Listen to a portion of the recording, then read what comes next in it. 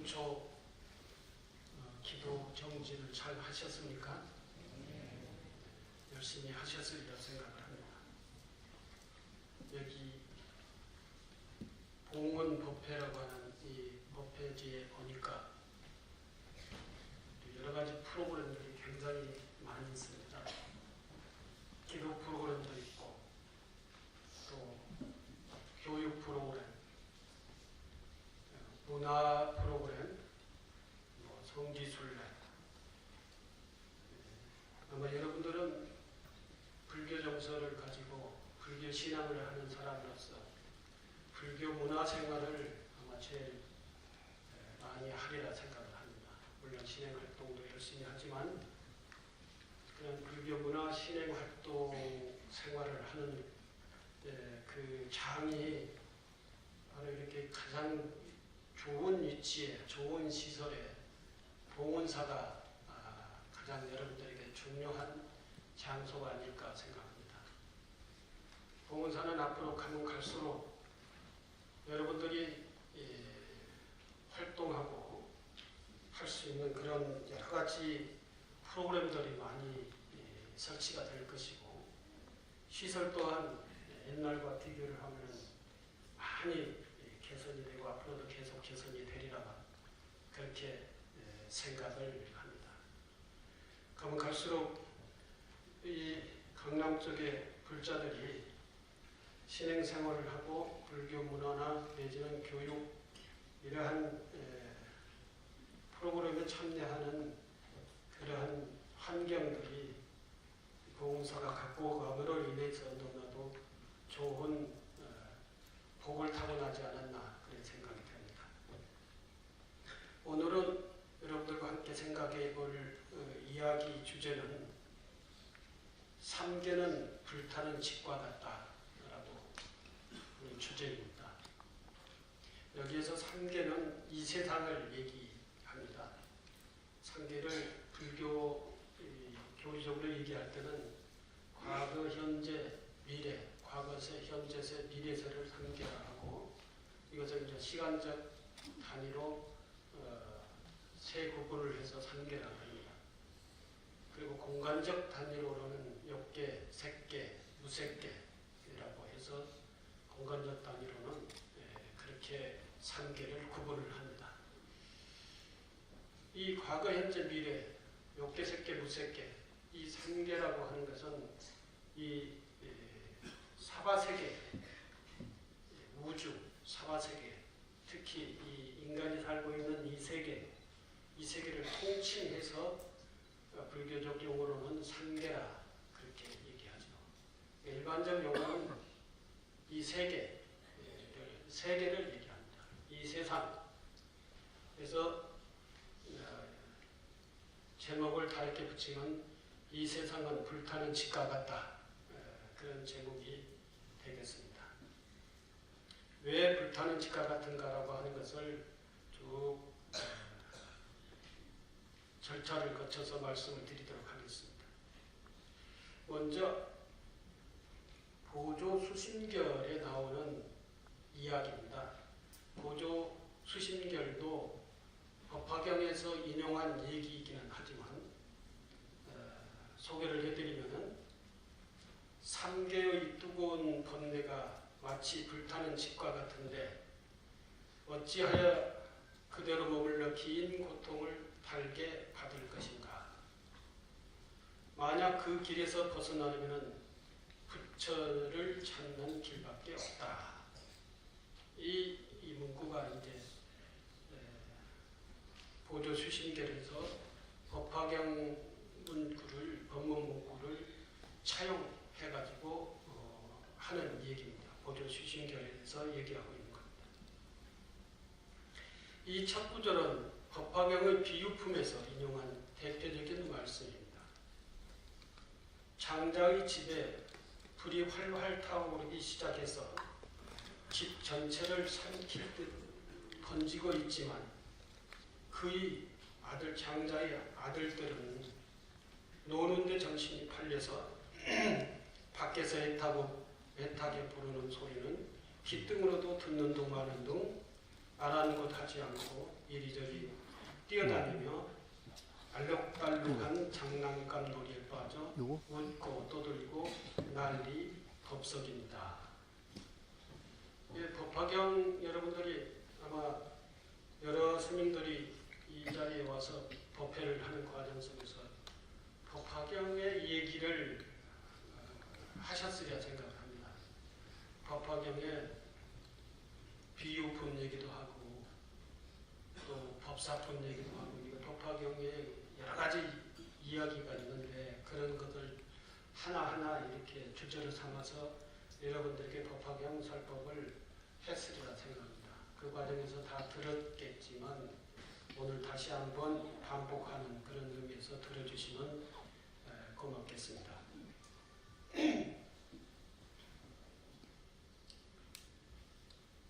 법화경에는 보면은 장자의 그 비유품에 나오는 장자의 얘기가 나옵니다.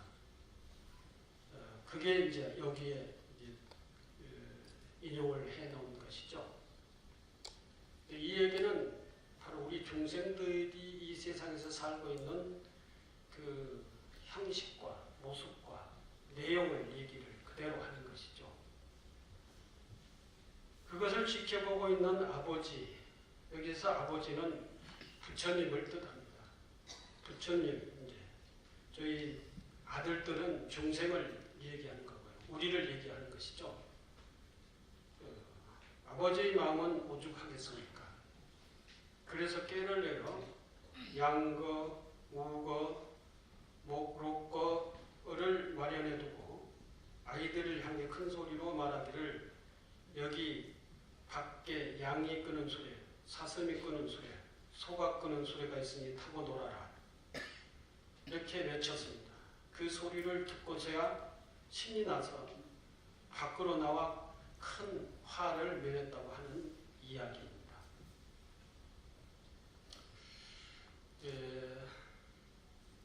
여러분들도 그렇죠? 여러분들이 마음속에 간절히 생각하고 있는 것들을 얘기하면은 귀에 들려오는데 여러분들의 마음속에서 생각하고 있지 않는 것들을 얘기하면은 잘 귀에 안 들어와요. 그리고 제가 자신이 고민하고 있는 그러한 문제들을 이 고민의 문제가 밖에서 보일 때 눈에 띄어서 보입니다. 그런데 고민하고 있지 않는 것들이 아무리 밖에서 스쳐 지나가도 잘 눈에 띄지 않아요. 제가 옛날에 그 불사를 할 때 외국 여행을 많이 갔어요. 그 여행을 많이 가는 이유는 유럽의 종교나 동양의 종교의 종교 건축이 어떤 모습으로 어떤 구조를 하고 있는가라고 하는 것을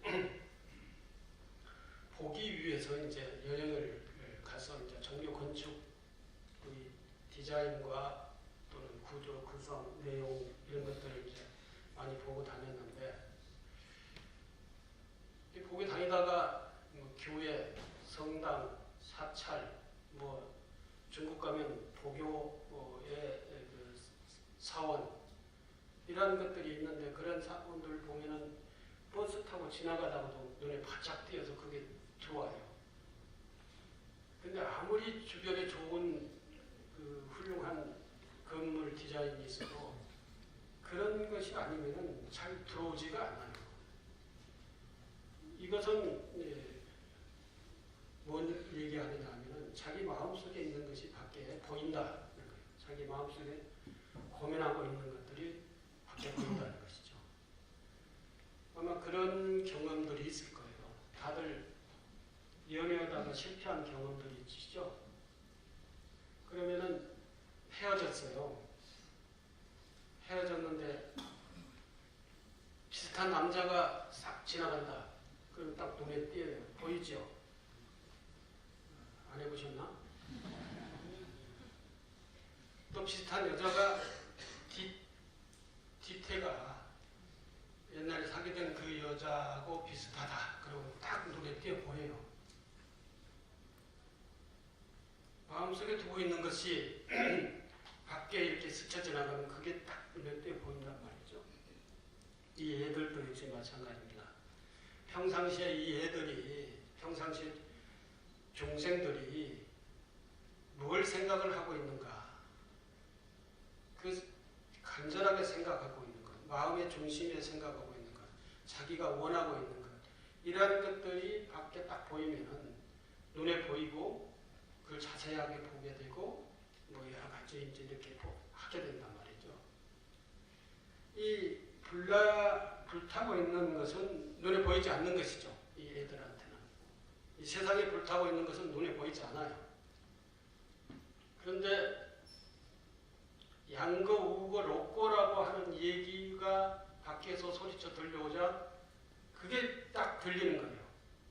아무리 밖에서 나와라, 불났다, 큰일 난다, 이게 다 죽는다, 이 얘기를 아무리 소리쳐도 들리지 않는데 양거, 우거, 록고, 양이 끄는 소리, 그 수레, 소가 끄는 수레, 또는 사슴이 끄는 수레, 이런 얘기를 하니까 그게 이제 이 애들에게는 가장 관심이 많은 거거든요.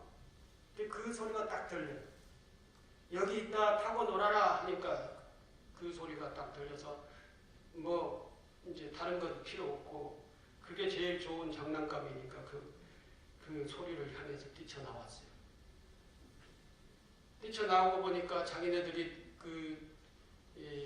있었던 집이 불이 활활 타고 있거든요. 조금 있으면 이 집이 불타서 이제 쓰러지게 되면은 그 불구덩이에서 다 죽을 수 있는 그런 상황이었었던 것이죠. 이걸 이제 비유적으로 얘기하면 참으로 지금 우리들의 모습을 비유한 내용입니다. 장난감이라고 하는 것, 빨간 것, 노란 것, 파란 것, 이런 장난감이라고 하는 것들이 있는데 그걸 가지고 열심히 놀다가 양거, 우거, 록고 얘기하니까 그 장난감보다 더 좋은 장난감이 되니까 이제 뛰쳐나온 것이죠. 참으로 지금 우리들이 모습을 비유한 내용입니다. 성욕의 빨간 장난감에 정신이 팔려서 인생을 망치는 사람들도 있을 것이고 또 어떤 이들은 재물이 누런 장난감을 하나라도 더 가지려고 오른쪽 왼쪽 주머니마다 터질 듯이 쑤셔놓고도 모자라 두 손 가득 움켜쥐고 있으면서도 만족할 줄 모르는 눈이 벌겋게 이리저리 찾아 헤매는 이도 있습니다. 또 누군가는 권력과 명예라고 하는 감투의 파란 장난감을 구하기 위해 흙탕물이 튀기는 옷이 다 버리는 줄도 모르고 씩씩거리며 달라붙어 서로 차지하려고 악다구니를 쓰는 모습도 어렵지 않게 볼 수 있습니다. 그렇죠? 이게 우리 중생의 장난감은 뭐냐? 바로 이게 명예욕, 권력욕, 또는 재물욕, 또는 성욕, 이제 쾌락. 이것은 오욕 중에 하나라고 하는데 재색식명수라고 그러죠. 재물욕, 재는 재물욕, 색은 쾌락, 명은 명예욕, 식은 식탐. 음식 하루 세 끼 먹지만 맛있는 음식을 찾아 먹으려고 돈도 쓰고 많이 멀리 가기도 하고 뭐 그랬잖아요. 그리고 수면욕. 조금 더 편하고 싶고 자고 싶고 이렇게 몸을 편하게 해주고 싶은 그런 욕망, 이런 것들을 오욕이라고 그럽니다. 이 오욕의 대상은 전부 다 재색, 식명수, 오욕의 대상은 중생에게 있어서의 마치 여기서 비유하면 장난감과 같은 것이다. 이 장난감을 가지고 노느라고 정신이 없어요. 이 5가지 욕망을 채우기 위해서 우리는 살아가느라고 정신이 없다. 실제로 그래요. 그 5가지 욕망을 충족하기 위해서 탐을 낸다는 거죠. 그리고 그 충족이 안 되면은 신경계 불고 화가 안 나고 고통스러워져. 이게 이제 탐진이라고 그러죠. 치. 그래서 이제 탐이 충족이 안 되고 화나고 이게 고통스러워지면 이제 올바른 판단을 못하는 것이죠. 올바른 지혜로 세상을 바라보고 사물을 바라보고 사건을 바라보고 이렇게 못하고 이제는 어리석은 이 생각으로서 마음으로서 바라보니까 이게 판단력이 전부가 다 결과가 어리석게 나오게 되는 것입니다. 이게 이제 중생의 고통의 근본 원인이다. 이건 여러분들이 너무나도 귀가 따갑게 들었으리라고 생각합니다. 네. 동의를 다 하시리라고 생각하고 이게 불교에서 부처님이 우리 중생들에게 가르쳐주는 가장 기본적인 거예요. 이거 잘 생각하고 이걸 어떻게 대처할 것인지 오욕을 어떻게 처리할 것인지 탐진치 삼독시 마음을 어떻게 다스릴 것인지 이 문제가 신앙의 또는 수행의 문제고 기도의 문제 이걸 잘 다스려야 하는 것이죠. 근데 지금 현재 이 장자의 아들들은 이거 잘 못한단 말이죠. 눈에 보이는 것, 우선 관심이 가는 것, 좋아하는 것, 마음속에 있는 것 이것만 찾으러 이제 다니고 세상에 불난 줄 모른다. 세상에 불났다라고 하는 의미는 뭐냐면은 우리가 이렇게 오욕에 충족하기 위해서 탐진치 삼독심의 마음을 쓰면서 이렇게 다니고 있어요. 이 다니고 있는 이게 이제 자기 삶의 뭐라 할까요? 삶의 목표와 그리고 삶의 방향이 정리가 안 돼 있는 거예요. 지금 내가 어떻게 살아야 되는 것인가? 어떻게 사는 것이 정말 행복하게 사는 것인가? 어떻게 사는 것이 올바로 사는 것인가? 어떻게 사는 것이 가치 있게 사는 것인가? 이게 정리가 안 돼 있단 말이죠. 이게 안 돼 있으니까 엉방등방하고 여기 이 소리 들면 저리 휩쓸러 가고 저 소리 들면 저쪽으로 휩쓸러 다니면서 계속 헤매면서 사는 것이 우리 삶의 모습이다 하는 것입니다. 인생에 있어서의 몇 가지가 문제를 풀면은 인생의 삶의 문제를 풀린다. 그렇게 얘기를 하는 것이 5가지가 있던데 하나는 내가 어디서 왔는가? 부모 미생전 나의 본래 면목이 뭐냐? 이겠죠. 부모의 몸을 빌려서 이 세상에 태어났을 때 내가 어디 있다가 이 세상에 왔는가? 그리고 어떻게 살 것인가? 이 세상에 왔으면 어떻게 살 것인가? 이게 정리가 안 돼 있다는 거죠.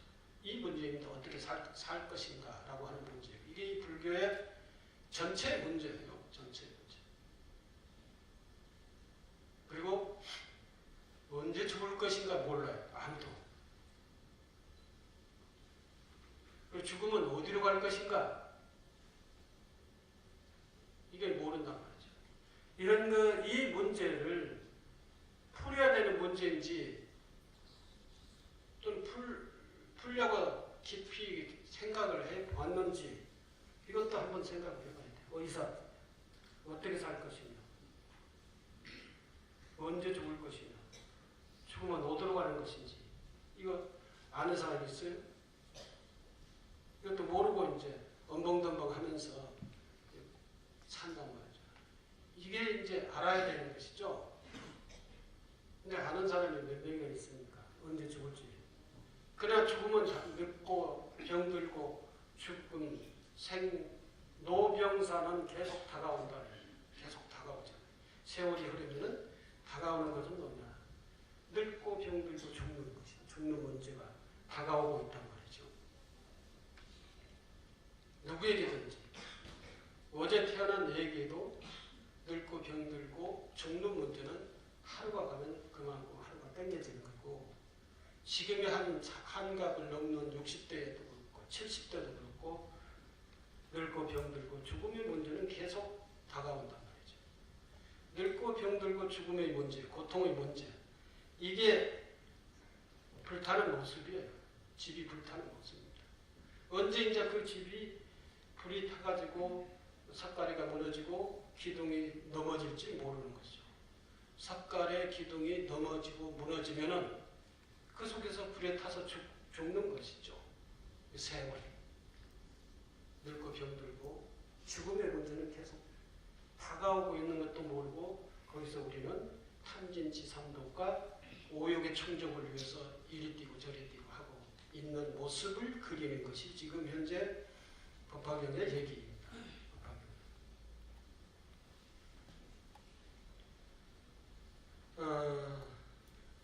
성욕의 빨간 장난감에 정신이 풀려 인생을 망치는 사람들도 있을 것이고, 그죠?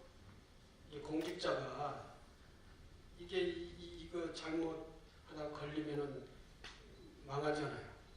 공직자뿐만 아니라 성직자도 그렇고 누구에게든지 뭐 집안에서도 그렇고. 근데 이거 한번 물들이면은 이게 빨리 이 물이 세탁이 되는가? 잘 안 된다는 게 문제가 있는 것이죠. 그 다음에 어떤 이들은 재물이 누른 장난감을 하나라도 더 가지려고 오른쪽 왼쪽 주머니를 터질 듯이 쑤셔 넣고도 모자라 손가락을 두 손으로 움켜쥐고 있으면서도 만족할 줄 모르는 눈이 벌겋게 이리저리 찾아 헤매는 사람들도 있다. 다 그렇잖아요. 하나를 가지면 둘을 가지고 있고, 뭐 9을 가지면 하나 더 채워서 10개를 가지려고 그러고, 이것이 인생의 전체의 모든 그 정열을 거기다 다 쏟잖아요. 더 많이 갖기 위해서. 남의 것을 어쨌든 빼앗아라도 가지려고 싶고, 사기쳐서라도 가지려고 싶고, 투기해서라도 가지려고 싶고. 근데 우리 지금 현재 우리 사회는요, 그렇게 아웅다웅하지 않아도 올바른 마음을 가지고 올바른 양심을 가지고 살아가도 충분히 죽지 않고 살아갈 수가 있어요. 그만큼 이 사회 보장제도가 잘 돼 있는 거예요. 정신병자가 아니면은 다 살아갈 수 있는 그런 사회 보장제도가 있고 열심히 일만 하면 다 마음 편히 살 수가 있어요. 신경을 몰라듣는다. 젊은 실직자들이 얼마나 많은데 그런 얘기를 하고 있느냐. 또 이런 얘기하면 또 요구할 겁니다. 아니 옛날에 3D 업종이라고 하는 게 있잖아요. 이 3D 업종은 우리나라 사람들이 그 업종에 있는 사람들이 드물대요. 다 외국 사람들이라서 한대요. 우리 옛날에 3D 업종 우리 다 하고 살았잖아요. 근데 3D 업종에 일을 안 하려고 그러는 것이죠. 나는 대학 나왔으니까 이 대학 나온 그 레벨에서 그 직업을 가지고 그 수준에서 살아야 된다라고 하는 이 생각을 놓으면은 굶어 죽지 않고 살 수 있지. 몸에 병이 나고 어디가 아프지 않는 이상은 자기 마음에 따라서 얼마든지 일을 하고 살 수가 있다는 것이 우리 사회에서는. 근데 그것보다 좀 더 풍요롭게, 그것보다 좀 더 편리하게 이 문명사회에서 문명의 이기를 다 누리면서 살려고 하나도 빼놓지 않고 살려고 하는 그러한 집착, 욕심. 물론 문명사회에서 문명인으로서 살아야죠. 그럼 못 살겠다, 죽어야겠다, 자살하고 포기하고 이래서는 안 된다는 얘기입니다. 그래서 살아가야 되는 것이죠. 삶의 가장 중요한 문제는 나라고 하는 존재가 어떤 존재이며 내가 어떻게 살아야 할 것이며 어떤 가치를 실현하면서 살 것인가라고 하는 문제가 첫 번째 중요한 거고, 그렇게 삶을 살기 위해서 내가 나의 삶의 환경을 어떻게 가꿀 것이고 이런 것들이 이제 고민이 돼야 되는 것이겠죠. 근데 이런 살아야 될 방향과 방식은 다 내팽개치고 이 세상에서 요즘 자본주의 사회에서 사는 그 가치의식 이게만 딱 집착해가지고 이렇게 살아야 된다. 살지 않으면 사람답지 못해. 이렇게 생각을 하고 사는 것이 우리 마음을 더 고통스럽게 만든다는 것입니다. 뒤에서 자세히 말씀드리겠습니다. 사실 요즘 모 당에 당권 경쟁하느라고 난리를 합니다. 근데 이제 경쟁이 끝나고 다 정리가 되면은 또 당이 딸딸 뭉쳐서 질서를 잡으리라고 생각을 하는데 지금은 뭐 질서도 없고 당이 뭐 분당이 뭐 될 지경에 놓아 있고 그게 뭡니까? 그게 뭐 때문에 그랬냐 이거죠. 당권을 잡으려고 그런 거 아니에요. 권력. 또 그 권력이 명예라고 생각을 하는 거 아니에요. 그래서 자기 당끼리 서로 그냥 이전 투구하고 소위 말해서 뭐예요? 흙탕물이 튀겨 옷이 다 버리는 줄도 모르고 씩씩거리며 달려 붙어서 서로 차지하고 악다구리를 쓰는 모습 어렵지 않게 볼 수 있다. 이 모습이잖아요. 이 모습. 그리고 개별적으로는 보면은 전부가 다 편리하고 풍요롭게 살려고 하는 그 생각 하나에 다른 생각은 없어요.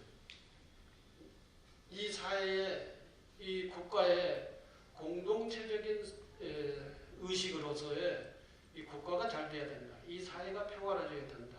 우리 모두가 함께 잘 살아야 된다. 이런 공동체적 가치의식을 가지고 사는 사람이 별로 없다는 것이죠. 나만 잘 살면 된다라고 하는 것이죠. 그러니까 이 사회가 엄청 혼란스러운 거예요. 이 혼란스러움이 우리에게 갖다주는 고통은 또 우리가 그걸 감당을 해야 될 고통들이 엄청 크다는 것입니다. 권력도 마찬가지지 않습니까? 어느 당에서 권력을 잡으면 그 당의 그 어떤 이익을 위해서 지난 권력이 하던 일도 다 싹 무시해버리고 그러잖아요. 그러니까 우리나라가 장기적으로 가야 될 어떤 그 기본적으로 그 놓지 않고 가야 될 그런 국가 정책을 다 뒤집어 버리니까 맨날 세제비 해야 되는 거 아니에요. 그러니까 이게 거기에 대한 손실 경제 엄청 큰 거예요.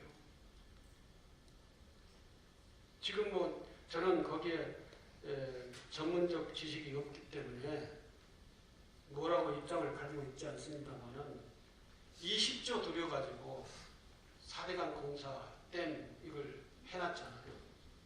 근데 거기에서 뭐 몇 개 댐은 환경 문제를 해가지고 이거 철거를 해야 된다고 얘기가 나왔어요. 왜 옛날에 그런 고려를 안 하고 댐을 막았으며 또 지금은 왜 또 부실만 되는가? 그 댐을 막는 경비, 댐을 부수는 경비 이게 이제 물론 잘못된 것은 바로 잡아야 되는 것이죠. 이런 것들이 계속 반복돼서 이 국민의 세금이 반복돼서 수출을 하고 사회가 또 혼란스러우니까 국민의 의식들이 통합되지를 않는 거예요. 남북 통일보다도 우리 남남 통일을 하는 것이 더 힘들대요. 더 힘들대요. 그건 뭐냐? 다 자기 이해관계 때문에 그러는 거예요. 이해관계 때문에. 이러한 그들이 이제 소위 말해서 탐욕의 불길이다라고 하는 거예요. 우리 세상이 이 삼계는 이 세상은 탐욕의 불길이 활활 타고 있는 것이다. 이런 알록달록한 장난감 놀이에 빠져 있는 동안 탐내고 성내고 어리석음이 참독의 불길인 더욱 더 치성하게 나를 비롯해서 내 주위를 태우기 시작합니다. 그러나 이렇게 위험한 상황에 놓여 있는지 아직도 모르는 이들은 장난감 놀이에 정신이 팔려서 멈출 줄 모릅니다. 늙고 병들고 죽음은 점점 우리 앞을 다가오고 있는데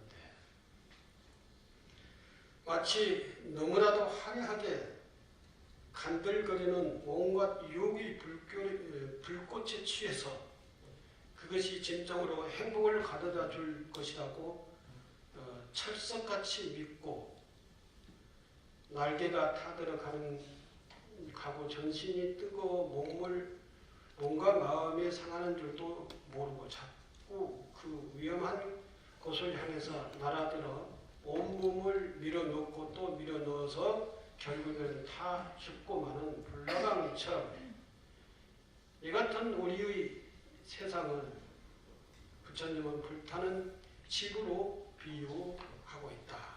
것입니다. 우리의 고통, 번뇌, 두려움으로 가득한 불타는 집에서 벗어나기를 바라는 마음에 부처님은 중생의 84,000의 근심 걱정을 84,000의 가르침으로 구구절절히 일러주고 계십니다.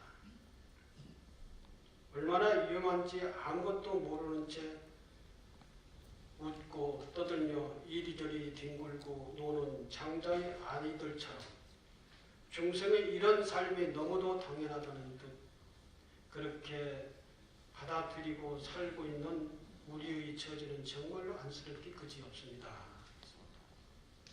이건 이 법상에 앉은 법사들이 수없이 얘기를 했을 거예요.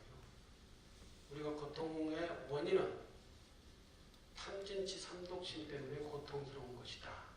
이 탐진치 삼독심 이 마음만 잘 다스리고 내려놓으면 고통이 덜 고통스러울 것이다.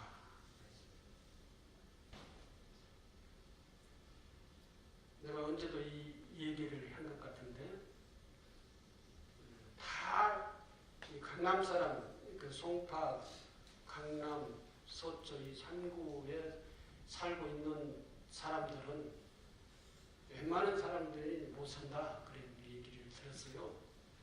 어떤 얘기냐면 적어도 소송관계 3번 정도는 경험한 사람들이 여기 와서 산다 그러냐. 이 얘기가 무슨 얘기냐. 그만큼 어려운 과정을 통과를 했다라고 하는 얘기도 있을 거고 그만큼 많은 것과의 투쟁을 해서 이렇게 와야 된다는 얘기도 될 수가 있고 그만큼 모진 마음을 갖지 않으면 이 강남 상구에서 살 수 없다라고 하는 얘기일 수도 있는 것이죠. 결코 좋은 쪽의 얘기만은 아닌 것 같습니다. 여러분들은 소송관계가 한 번도 없었을 수도 있죠. 그러나 이 강남에서 이 치열한 경쟁 이 사회에서 살려면 그래도 세상에 몇 번 부딪혀서 깨지고 또는 일어나고 그래서 결국은 그것을 극복하고 난 사람만이 여기서 살 수 있다. 뭐 이런 얘기가 될 수도 있겠는데 정확한 해석은 저는 잘 모르겠습니다. 그 얘기를 들을 때. 이 과정에서 얼마나 힘들었겠어요.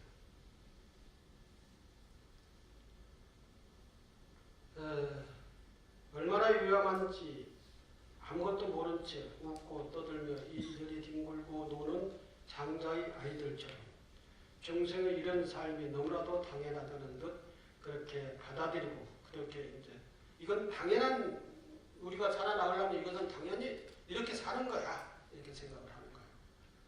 오욕을 충족하기 위한 탐진치 삼독심으로 이렇게 사는 거야. 이건 당연한 삶이야. 이걸 극복하지 못하면 안 돼. 이렇게 생각을 하는 거예요.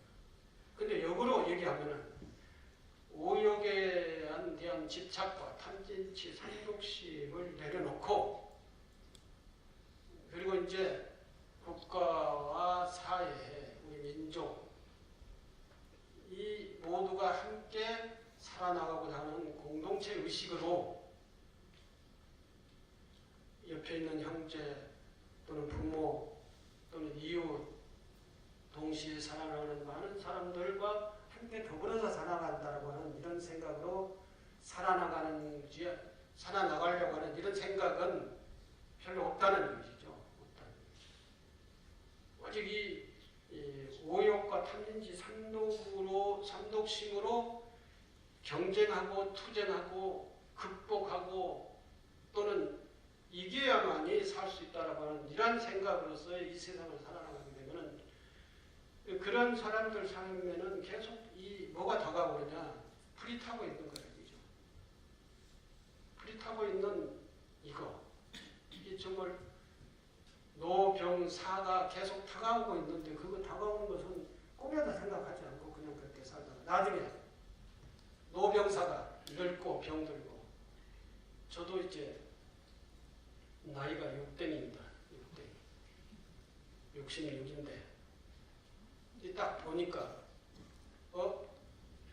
나도 다 됐네? 이 생각이 들어요. 뭐 번데기 아파서 주름잡는 얘기인지는 모르겠는데 그래서 급해진 마음이 들어요. 내가 이게 뭐 해왔지? 내가 한 일도 많긴 많은데 그것 가지고 안 되는데 앞으로 내가 안정스럽게 살려고 하려면 적어도 이런 정도의 환경이 갖춰져야 되는데 안 갖춰졌어. 그러면 내 앞으로의 삶은 엄청 힘들겠네. 어떻게 될지 모르겠네.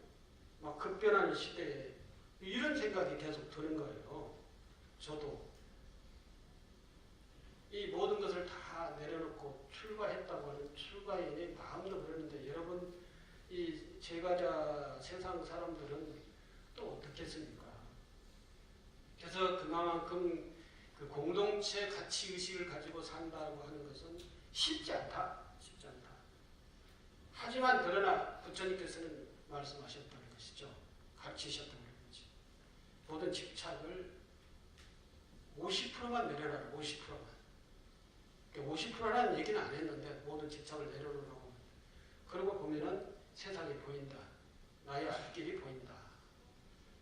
그 보이는 앞길을 따라가면 된다. 이렇게 부처님의 가르침은 정리해서 말씀드리면 그거예요.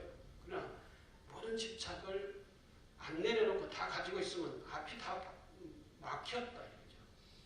오욕으로 막혔고 탐진치 삼독 마음으로 막혔고 그렇기 때문에 내 앞이 안 보인다는 거죠. 앞이 안 보이니까 앞이 안 보이는 상황에서는 어디로 갈지 모르는 거예요. 이게 나의 삶의 방향이 안 보이는 것이죠. 그러니까 이리 부딪히고 저리 부딪히고 다 이제 부딪히는 일밖에 없는 것이죠. 내려놔라. 또 어느 스님이 그런 얘기를 했죠. 천천히 가면은 보인다 그랬어요. 욕심내서 빨리 가면은 안 보인다. 주마등처럼 스쳐 지나가 버리지 아무것도 자세히 보이지 않는다. 그랬어요. 천천히 가면 보인다.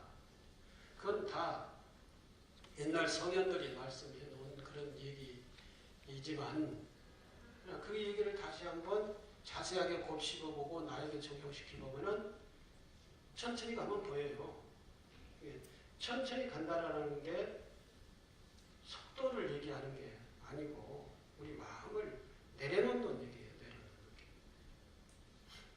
부부 싸우는 것도 좀 내려놓고 자식과 부모 안에 서로 이렇게 말 안 하는 것도 좀 내려놓고 서로 소통하고 얘기 속에 서로의 그 문제가 보이게 되는 거니까 서로 양보하고 그리고 이웃집도 볼 줄 알고 형제들도 볼 줄 알고 그래야 되는데 전부가 다 요즘은 나 홀로 집에서 살고 있어요.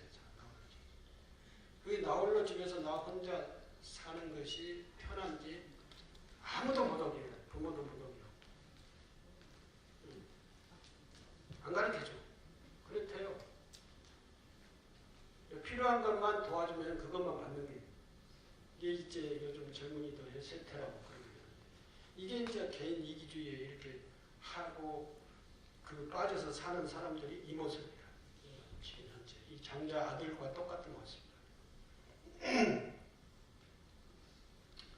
반면에 중생들의 모습을 불쌍히 여기며 안타깝게 바라보시는 부처님의 마음이 더 크게 전해져 온다. 장자의 아버지, 아니죠, 이 애들의 아버지가 부처님이라고 했죠. 부처님은 세상을 바라보니까 세상이 다 탐진치 삼독심을 불타고 있는 거예요. 그 불타는 그 과정에서 세월은 흘러가고 그리고 노병사는 계속 다가오는 거죠. 노병사가 다가오면 곧 있으면은 여러분들 다리에 힘 다 빠지셨죠? 연세가 많으신 분들 근육이 다 녹았잖아요. 그 또 열심히 운동하는 사람은 그렇지는 않겠지만 근육이 녹아요. 그리고 잘못 디뎌가지고 다리나 어디는 다치면은 이제 그 움직이지도 할 수 없으니까 이제 허리 근육, 이 다리 근육 다 빠져요. 그렇게 되면은 이제 죽을 날이 얼마 안 남은 거예요. 그렇기 때문에 조심하고 열심히 다니면서 운동해서 걸으면서 운동해서 다리 근육을 잘, 허리 근육을 잘 이렇게 만들어야 돼요. 그래야 건강하게 오래 살 수가 있어요. 잘 이렇게 움직여서 순환이 잘 되도록 해야 소화도 잘 되고 병도 안 나고 그러는 거거든요. 근데 오욕 중에 수면욕이라고 하는 것이 있어요. 편하고 싶은 생각, 움직이시고 싶지 않은 생각. 그 욕심에 빠지면 맨날 잠만 자고 싶고 가만히 앉고 싶고 이렇게 되면 근육이 빠는 거죠. 그리고 나오는 것은 뭐냐? 앞으로 계속 나오죠. 뱃살만 나오는 거예요. 이래서 나중에 이 탄력이 없어져가지고 빨리 늙고 늙으면은 이제 면역력이 떨어지니까 병들어요. 병들면은 모든 기관이 전부 다 약해지니까 죽음이 다가오는 거죠.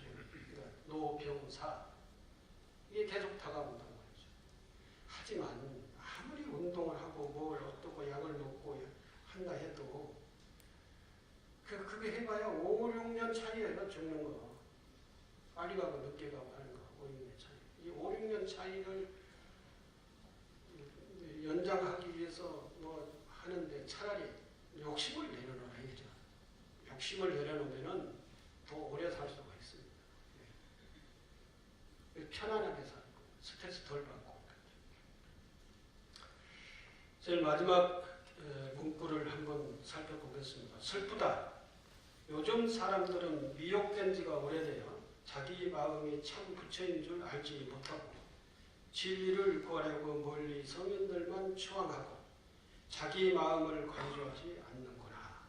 이게 이제 수심결, 보조 수심결입니다. 보조 스님은 고려 말에 계셨던 스님이고 고려 말에 보조 스님이 이러한 말씀을 했던 것은 고려 불교가 너무 이제 정치 권력과 결합해가지고 이게 이제 비대해졌어요. 재산도 많고 땅도 많고 또는 노비도 많고 이래 해졌던 것이죠. 그래서 스님들이 이 중생제도 내지는 자기 수행 이걸 잘 안 했어요. 뭐 절에서 고려 불교에서는 양조장까지 있었으니까요. 그리고 왕실과 연결돼 가지고 이래 있어서 왕실에서 주는 토지나 받아가지고 이렇게 사니까 스님들이 이제 권력, 명예욕, 이 탐욕 이것을 얘기해서 이제 국가에서조차도 불교가 좀 정리가 돼야 된다. 그래야 국가 경제가 조금 향진이 안 돼야 된다.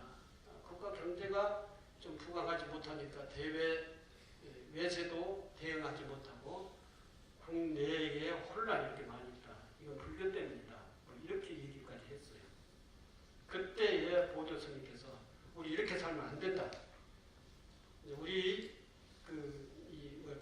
쓸데없는 살을 다 빼야 된다. 그러기 위해서는 이렇게 살아야 된다. 라고 하면서 말씀해 놓으신 것이 보조 수심결이라고 하는 것이 있어요. 수심결. 그래서 보조 수심결에 이제 여러 경전에서 부처님의 좋은 말씀을 채용을 해서 이제 보조 수심결을 당신이 이렇게 쓰셨는데 그게 이제 보조 수심결에 나오는 게 삼계의 뜨거운 번뇌가 마치 불타는 젖과 같은데 이건 고려 불교를 얘기하는 겁니다. 삼계의 어찌하여 그대로 머물러 긴 고통을 달게 받을 것인가. 이 불교의 미래를 예측을 했던 것이죠. 불교의 미래는 그래서 이제 조선조 이성계가 그 역성혁명이라고 할까요? 일으켜서 조선의 나라를 세우면서 고려를 멸망시켰던 거 아닙니까? 그 조선의 나라를 세우면서 뭐 했어요? 국교인 불교를 다 배척하고 유교를 받아들여서 유교의 그 이념으로 이 나라를 이제 조직을 했던 거예요. 정도전이 제일 앞장서고. 이제 그런 것들이 보조 스님께서는 보였어요. 불교가 이렇게 가다보니 그렇게 된다. 그러니 어찌하여 그들은 그대로 머물러 긴 고통을 달게 받을 것인가. 이제는 부처님 법대로 살 길밖에 없다. 부처님처럼 살아야 된다. 다시 부처님의 가르침으로 돌아가자 라고 하는 것이 도조 수신들의 얘기인데 슬프다. 요즘 사람들은 미혹된 지가 오래돼요. 고려불교가 몇 년입니까? 거의 500년이 가까운 그 세월 동안 불교가 이렇게 기름만 많이 끼어가지고 살았다는 것이죠. 요즘 사람들은 미혹된 지가 오래돼요. 자기 마음이 참 부처인 줄 알지 못하고 우리 마음을 스스로 탐진치 삼독심을 잘 닦아서 부처로 살지 못하고 진리를 고려하고 멀리 성인들만 추앙하고 자기 마음을 관조하지 않는구나. 이게 우리 마음 스스로를 개혁하지 못하고 있구나 라고 이렇게 얘기했어요. 우리도 지금 똑같아요. 지금 현재 우리 출가나 재가가 다 똑같이 지금 고려불교 후대에 있는 거랑 같다는 것이죠. 요즘 사찰도 엄청 앞으로는 힘들어지겠지만 지금 사찰이 얼마나 옛날과 비교하면 30년 전과 비교하면 엄청난 차이가 있습니다. 사찰이 정리, 불사, 이게 중창불사 뭐 이렇게 많이 했어요. 이제 겉으로 보면 사찰이 엄청 번듯하게 잘 돼 있습니다.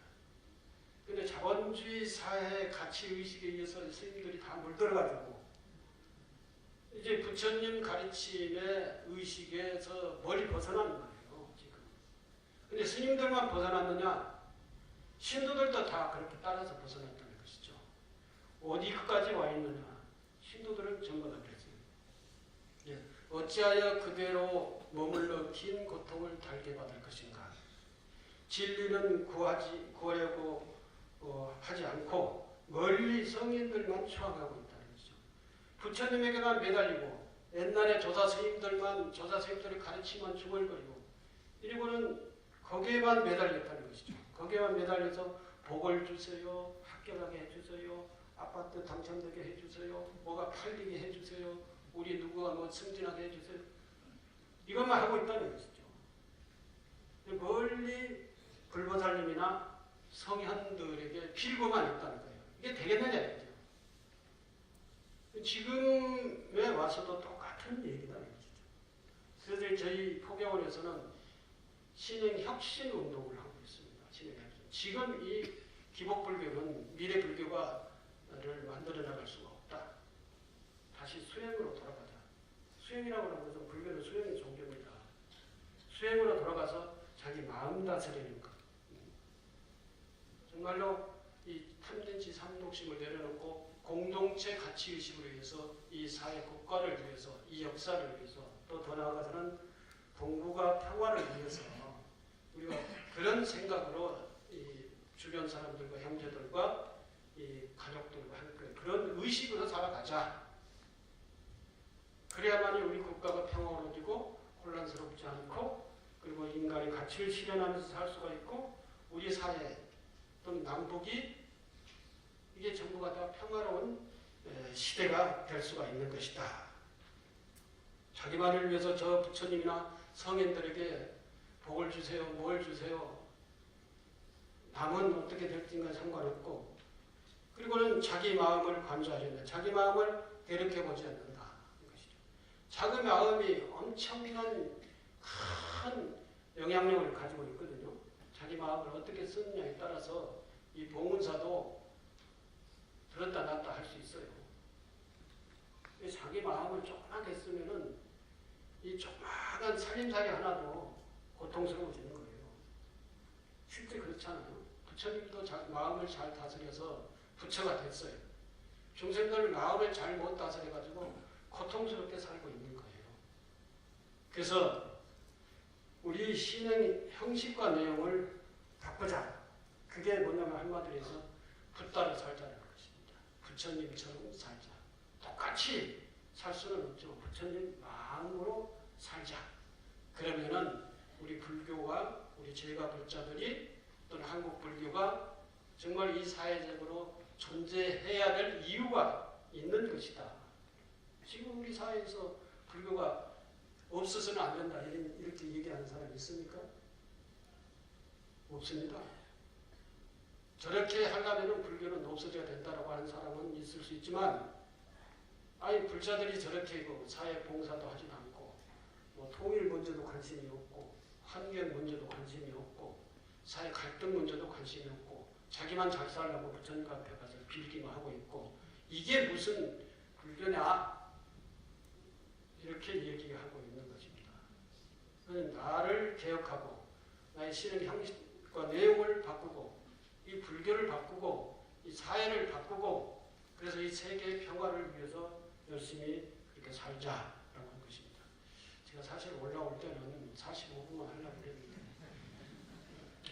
그렇지 못했습니다. 감사합니다.